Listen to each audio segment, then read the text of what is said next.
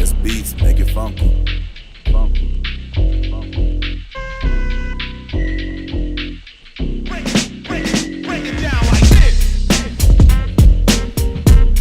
Ir šiandien mes darėm nusileidimą į žmogaus priekinę koją naudojant armdragą. Gerai? Tai šiandien įsivaizduosim du variantai, jis gali laikyti už mano kimono.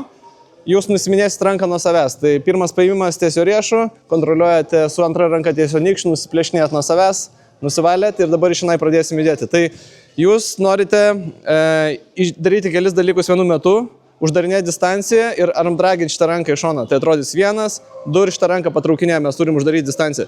Antro žingsnio čia neįvyksta, mano kelias jau krenta ant žemės. Gerai? Ta ranka, kurią armdraginu, aš ją paleidinėju, einu kiaurai pro jo dubenį, pro jo pažastį šitą vietą. Ir su savo dešinę koją aš leidžiu ant tatamio, mano kairė ranko ieško jo kojas. Pasiguldysim ir nusileisime tiesiai į halfgardą pa žmogų. Gerai? Tai dar kartelį. Jeigu, tarkim, jisai neturėjo paėmimo, kas normalu, tarkim, jūs pradėjot kovoti, ateidinėje, ieško paėmimo, imkite su nykščiu žemyn, nebent jau jeigu ranka būtų žemiau, tai jūs galite imti atvirkščiai. Ta prasme, jūsų nykštys viršuje. Visa kita lygiai tas pats. Labai svarbu, kad jeigu aš su dešinė koja, mano priešininkas irgi su dešinė. Jeigu susikeistų kojas, yra variantas arba jį užsivesti į tą pačią pusę, kur aš esu, arba pats sugaičiu stovėsnį. Gerai? Bet kad šiandien būtų paprasčiau dirbti, tai tiesiog, jeigu jūs su dešinė koja darot, paprašykite, kad jūsų porininkas irgi bus su dešinė koja priekį. Tai žinai, 1, 2, aš patraukinėjau ir uždarinėjau distanciją, šitą ranką eina kiaurai. 1, 2, ieškau jo kojas. Gerai? Ir leidžiusim priekinę kelią. Gerai? Tai pusėm poras, 1, 3.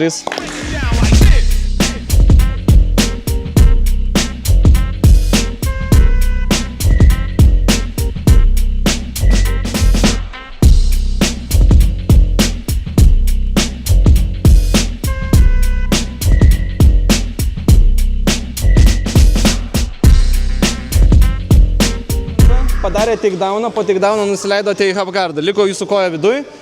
Ir iš šiandien mes susikabinsim ranką pro galvą, pro pažastį. Delnas į delną, sustosim šiandien.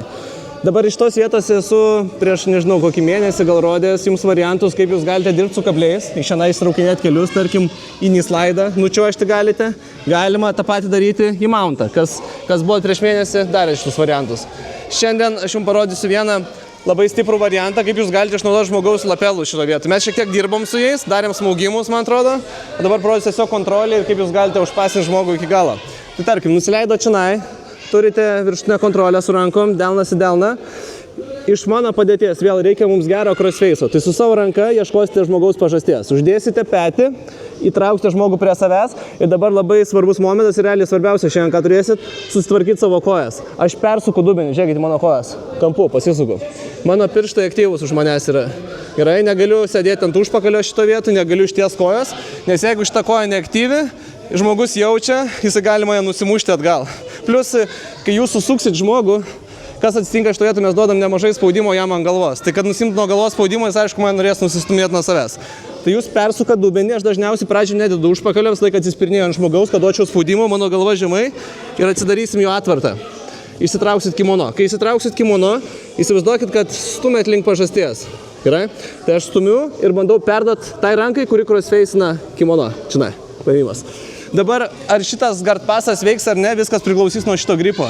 Jeigu neturėsite geros viršui kontrolės, jūs negalėsite susitvarkyti savo kojų, nes žmogus turės per daug laisvės stumdys jūs nuo savęs. Tai visą laiką rekomenduoju pradžioj, kol esate čionai, užtrukit ilgiau, pasimkit gerą gripą ir jūs pasidarysite dar geresnį crossface'ą. Uždėsite petį, pritrauksit prie savęs ir nusileisit čionai. Mes realiai smešinam į šitą vietą. Jeigu uždėsit gerai spaudimo, šitą ranką neturėtų turėti daug jėgos. Jeigu norėtų mane dabar stumti Ernestas nuo savęs, jinai nėra tokia stipri, aš prikalu šitą petį, plus mano svoris važiuoja jam ant galvos. Tai biškai pasikankins Ernestas, bet toks jau dalykas šiandien. Tai iš tos vietos. Nusileidot su laisva ranka, ieškosite paėmimo tiesiog keliu.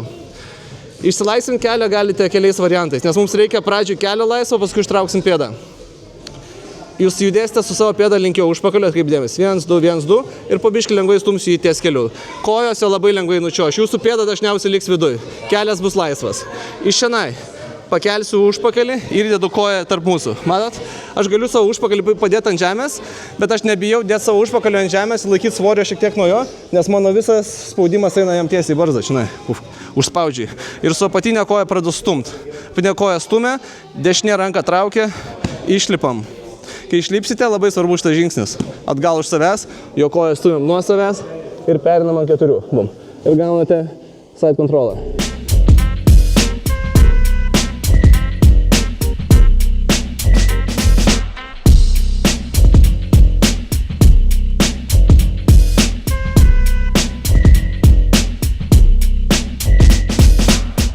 Šitus variantus, kur darot šiandien, jie yra labai stiprus, bet jie bus stiprus tik tada, jeigu turėsite, kaip sakiau prieš tai, gerą paimimą viršui, nes jūs turite duoti daug spaudimo ant galvos. Dabar situacija ta pati, pasimsite gerą crossface'ą, užsitrauksit, susukat dubenį ir pasidavinėjat kimono, vėl lygiai taip pat. Paimimas, pro pažastį, uždant daug spaudimo. Neužtenka tiesiog pasimti atvarto ir prispausti savo pečių. Šitą smulkmeną padeda padaryti geresnį kampą ir daugiau spaudimo įtraukti žmogų. Uždam spaudimo. Ta patį darėme mes iš mount pozicijos praeitą savaitę. Įtraukinėjom žmogų, uždedam petį, tada geras kampas, daugiau spaudimo ant jo galvos. Dabar žiūrėkit, jūs galite pratęsti papildomų variantų. Tai gali būti, kad tiesiog laikysite už kelnių iš karto paimimas. Aš dažniausiai ieškau ties šniurelių. Čia paimimas ir mano alkūnė viduj. Arba, tarkim, jūs miksavote su pirmu variantu, tarkim, ėjot su pėda, išsilaisvino jūsų kelias, pabandėte išsispirti, bet nesigavo, užstrigot šito vietoj. Gerai? Gali būti ir taip, kad užstriksit, jisai tvirtai spaus kojom, jūs užstrigot čionai, koja nepabėga. Paimimas už kelnių. Su savo kumščiu įsivaizduokit, kad įsirėmė žmogų į dubenį. Ir iš kilsite į viršų. Kai kylate, spauskite dubenį prie žemės. Jeigu kontroliuoja dubenį, jis negali normaliai suktis, iššoks iš to vietai ir iškart su keliu leidžias į tatamį. 1, 2, mano kairė koja plačiai. Ir iš šiandien aš galiu paleisti kelnes ir pasimti underhooką vėl. Iš šiandien bus nesunku gauti underhooką, nes jeigu turit gerą spaudimą šito vietoj, jis net negali užsidaryti su savo rankom. O jeigu ir negautumėt, problemų nėra, tiesiog delnas ant žemės. Atidarinėjom savo ranką, žiūrėkit. Ištiesinėju, spaudimas jam ant galvos, čiuožiu į kitą pusę. Jo koja žiūri į vieną pusę, galva į kitą, jis neturės jėgos. Išsispiriam ir pasiemam šoninę padėtį.